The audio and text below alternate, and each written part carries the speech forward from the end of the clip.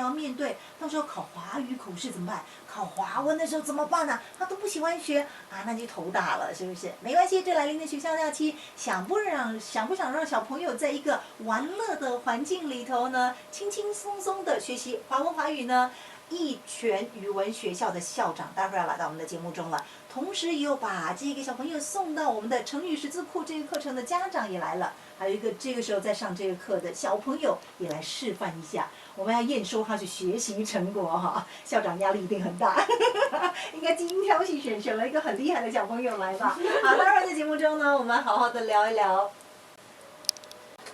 就欢迎下班的沙发，你好，我是灵芝。哇，今天呢，直播室是非常热闹的，来了义全语文学校的校长宋玉红，宋女士你好，宋校长好。你好，灵芝好，大家好。是，也来了一位家长朋友陈贤玲，贤玲好。灵芝好，大家好，太紧张了。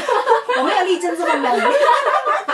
好了，另外呢，还有一个小朋友呢，今年才念 K2 而已，燕莹你好。大家好。好有礼貌啊。是，而且呢，非常机灵的一个小朋友。燕莹其实在这个义全语文学校上课多久了，校长？燕莹她是我们幼儿园的小朋友，是我们义全幼儿园的小朋友。是。啊，所以她呀，现在我一想，你这样问我的这个问题，我一想她来的时候走路不稳的时候来的。哇，这就是在你们的体制下面长大的小朋友。是的，她是我们义全培育出来的产物。所以也就是说，成语识字库这课程呢，燕莹也上过。她是伴随着这个系统长大的孩子。哎，我们先要了解一下，因为每一次学校假期到的时候呢，大家就可以期待，哇，宋校长要来了，来到当中给我们推荐成语识字库这个课程啊。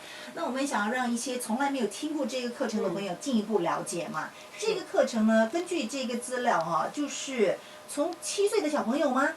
还是4岁？哦。3、4岁其实就可以开始，就可以来上了，是。这一套教材主要呢是我本身。我在新加坡居住20多年，我一个就是说做华语教学的这样一个经验累积，按这样的一个理念写出来的这一套教材。是。其实这一套教材主要就是给所有不住在中国、第一母语不是汉语的这样的人来学习华语的教材。它是一个高速的、快速的、集中认字，很快的培养出孩子能够自由阅读的这样一个系统。我很想要了解新加坡哈，因为很多父母哈。都不重视华文华语啊，连自己华文华语都学不好的家长哈，哎呦，把孩子送到你这边来哈，绝对没问题。这样的家长很多吧？我们不可以批评。好，我们反映现实。我们只能说，只要孩子来接受我们的这个训练，任何一个孩子他都可以学好华语。所以叫宋校长，也就是说，你曾经看过那些来到你这个课程之前呢？可能华语都没能够说好2句的，有这样的小朋友，对不对？那我就是一句话就一语道破。是。你说洋人，就好了嘛。洋人家长把小朋友送到你那儿，照样顶呱呱。从无到有的来学习。对。他是不是从零开始？哇，很有难度吧？对不对？那等一下你可以看我们燕莹小朋友，是。他6岁的孩子能够达到什么样的程度？这个就可显而易见了。好，刚刚我们说到哈，宋校长哈真的是编写这套课程来教导小朋友嘛，对不对？所以要达到的一个最基本的一个目标就是啊，你从不会讲到你会讲。对，就是说我们如果在一个母语国家，在中国学习汉语，它不一样，就好像新加坡孩子他已经会说英语了，他上学只是学如何去读书，如何去学习知识。那么我们新加坡小朋友学习汉语、学习华语，他是。真的，有些孩子连发音都不会。那我设计这套教材就是从发音开始教你。我们有 CD 有录音啊，所有的这些我们要教的内容，像儿歌一样，把成语编写成儿歌，我们韵文，它朗朗上口，让孩子能够从发音开始训练。因为我们华语的发音跟英语的发音位置是不一样的，他要有这样的一个训练，才能够就不会说起话来很多小孩像洋人的腔调。是啊，那从发音、识字、学词、学句到阅读，啊，整个完整的系统，最终让孩子能够自由的去书写，写出漂亮的文章，下笔如有神，行云如流水。校长，如果我是4到7岁哈，嗯或者甚至可能4到10岁，我没有得选择，爸爸要我去，妈妈要我去，我就去，我就上了就算了。但是你这个课程啊，从4岁一直到中学生都在上，都在上，对不对？中学生大了，我学校假期还要我去上课哦，不要。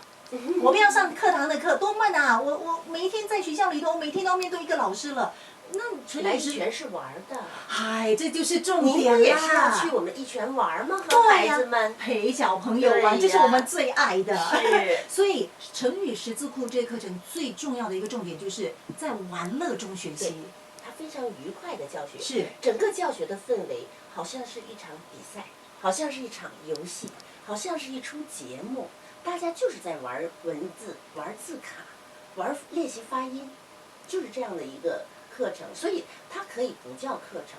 我不喜欢听家长说你去上课，对你去上哦课，其实我们是来玩，嗯大家玩文字、玩成语、玩水平。今天一个家长说：“小朋友，我们一起去玩喽！”哇，小朋友一定是欢天喜地的。对。一跟小朋友说：“小朋友，我们去上课喽！”可能大家就我不要，对不今天我对？在跟一个家长沟通的时候，那家长啊，他自己就哎呀很惨很惨，他放假还要上课。是，我说您千万不要给孩子传达这种负能量。嗯，其实学习本身呢，对孩子就是一种渴望。那而且一个孩子从3到6岁吧上幼儿园，一直我们不要到高中毕业，是10几年的学习生活。其实对于一个我们走过来成人，有的时候觉得好像是一个辛苦的事情，每天都在上学都很枯燥。其实对于孩子，他这个年龄，他没有赚钱的压力，没有工作的负担，没有家庭的重任。其实学习知识对他来讲就是一种渴望。如果孩子每天他没有吸收知识，对他来讲那个追求乐趣在哪里呀？是，今天我就问了那个家长，我说难道你给他一个 iPhone 一个 iPad，他就会很开心吗？不开心的。是所以很多东西是我们家长给孩子注入的这样的一个概念。这个很潜在的一种意识你上课是很痛苦的，如果你不好好在家，我要罚你去上课，这个是很负能量。我们要给孩子一种正能量，其实给他养成一种习惯，变成一种性格。学习是一种习惯，一种性格，对吗？贤玲，对对，而且学习必须要是一种乐趣。对，贤玲就是一个很正能量的家长，是，对他很正能量的家长，所以他一直鼓励孩子去学习。贤玲，你有多少个小孩啊？我有3个，年纪都多大？老大是9岁，小3，然后我有2个双胞胎女儿是4岁半。哦，全都在一拳了。都在一群，对，都是有上那个成语课的。是，所以其实贤玲你华语也讲得很好啊，我相信你对于华文也是很感兴趣的。还好，不错。也希望小朋友能够学好。对，可能那个老大就他不是很好的一个例子，因为老大我比较有时间陪他，所以从小可以监督。可是我的2个女儿就比较显著，真的是受益不浅了，因为他们在0到3岁的时候，我因为忙着工作嘛，我没有什么时间陪他们，所以也没有什么时间说在家里跟他们沟通华语。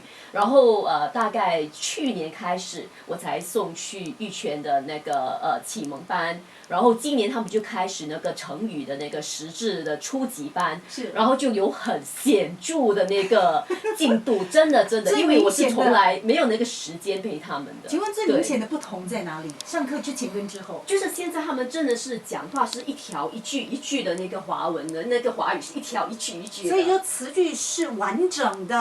对，不会掺英语。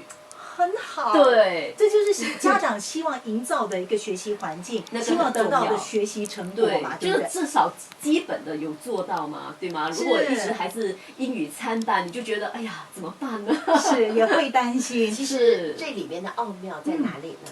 因为我在整个这个系统当中，我是用一种标准的句型来训练孩子。我们给孩子100多个标准句型，其实我们每天在说话的时候所用的句法文法并不是很复杂。比如说我们让他首先小的孩子掌握一些主要的词汇，有什么还有什么比如说喜欢什么，谁什么什么比什么，哥哥比我高哥哥比我大，是不是？姐姐比我漂亮，就用出这样的标准的词汇，那孩子他会说话了，自然举一反三，而且我在这个教材中有给小朋友500多个词汇，这个词汇它就可以替换句型，这样其实他的华语就会说了。好像一个最简单例子，很多人讲话你吃先，你走先。那我们在这个句型中训练孩子，我先吃饭，我再看电视，我先做功课，我再玩游戏。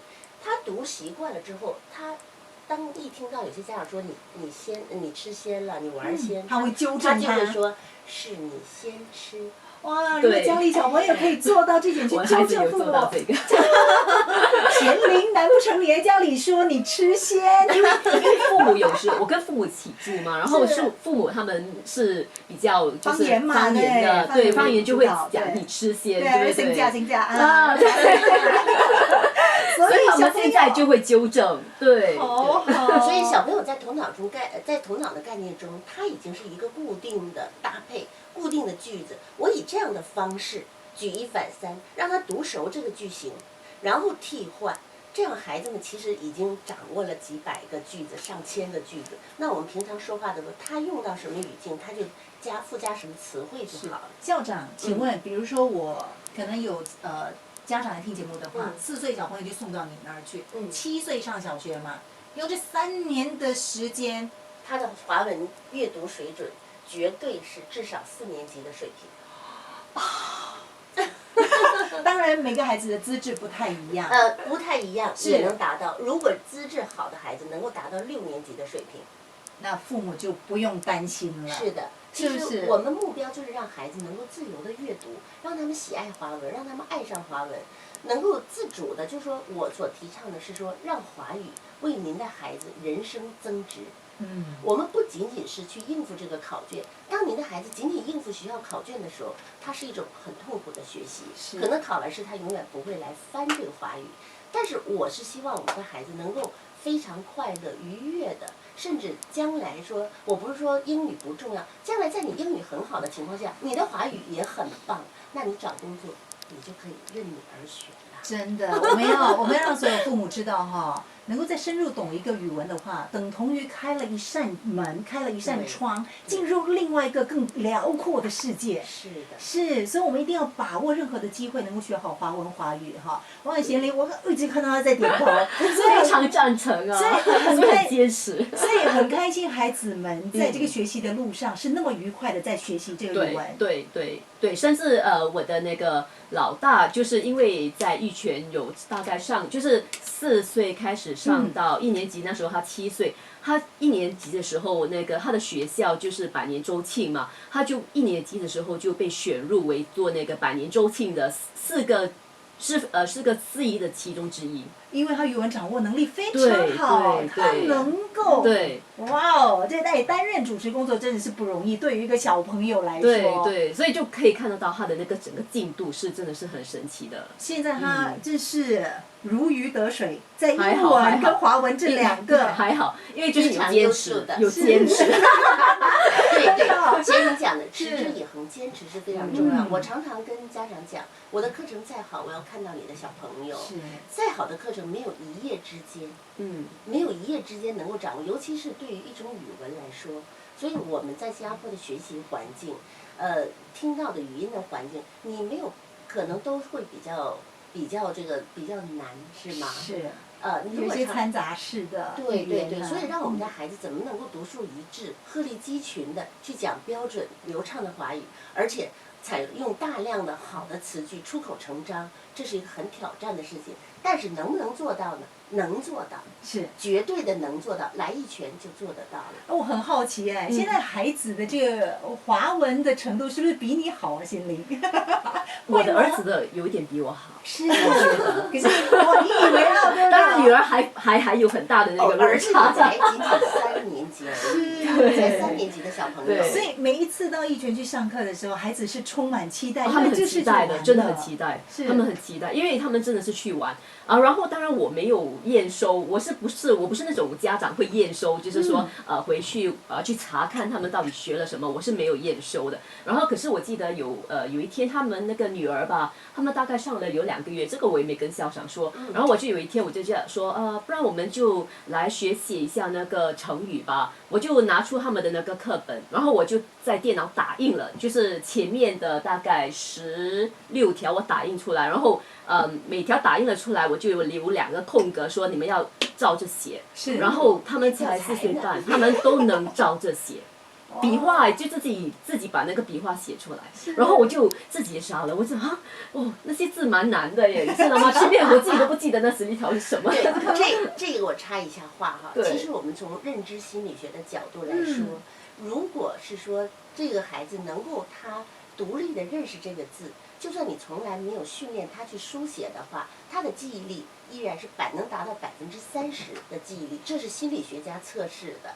所以为什么讲到这儿呢，就谈到一个学校听写的这样的，有些家长就觉得孩子听写负担非常重，甚至我调查很多家长，有的家长说每一个星期用5天，甚至每一天都要练学校给的听写。其实这个工作就有一点太浪费时间了。我们就练听写而去学习字，其实听写过后，虽然他得了100分。可是几天之后，他其实就遗忘了。那死背硬记的，对，他就遗忘了。实际我们如果说他根本就认识了这个字，然后听写的时候稍微的把那些笔画多的字拿来写一写就可以了。是这样的话，你的孩子就很轻松。你说他能不喜欢华语吗？如果每一天吃过晚餐都要练听写，哪一个孩子还会喜欢华语？那个是很折磨的。对，是，而且浪费了大量的时间。所以我们要先解决认字。而不是先解决写字。是。今天我也接触了一个家长，因为他拿了他学校的一些教材给我看，他就说我的孩子可能是有问题，为什么我的孩子学不会？我说你把教材拿来看。其实我翻了几页，我说好，我明白了。